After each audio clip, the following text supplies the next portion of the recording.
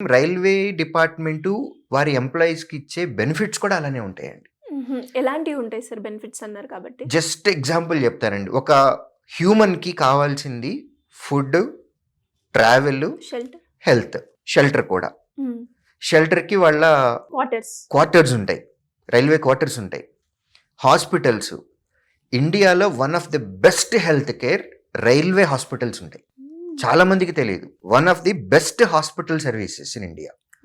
వారికి వారి ఫ్యామిలీలో ఉన్నటువంటి డిపెండెంట్స్ ఎవరైతే ఉన్నారో వారందరికీ ఉంటుంది. తర్వాత ట్రావెల్ ఇయర్లీ 2 times 1 time కేటగిరీని బట్టి, అంటే వారి పోస్ట్ యొక్క ఇంపార్టెన్స్ని బట్టి ఫ్యామిలీ మొత్తానికి అది స్లీపర్ క్లాసా లేకపోతే ఏసీ 3 టైరా ఏసీ 2 టైరా అనేది మన పొజిషన్ని బట్టి వస్తుంది కేటగిరీ అనేది. ఈ ట్రావెల్కి కూడా ఫ్రీగా చేయొచ్చు. తర్వాత డెస్టినేషన్కి వెళ్ళిన తర్వాత అక్కడ కూడా గెస్ట్ హౌసెస్ ఉంటాయి. ఇటువంటి బెనిఫిట్స్ అన్నీ కూడా రైల్వే డిపార్ట్మెంట్ ఎంప్లాయీస్కి ఇస్తుంది. ది బెస్ట్ ఉంటుంది అసలు. కాకపోతే ఒక్కటే నైట్ షిఫ్ట్లు కొన్ని ఉంటాయి, కొంచెం ఓవర్ టైం పని చేస్తాము అని అనేది ఉంటుంది. ఓవర్ టైం పని చేస్తే దాని నుంచి వచ్చే బెనిఫిట్స్ కూడా అలానే ఉంటాయి.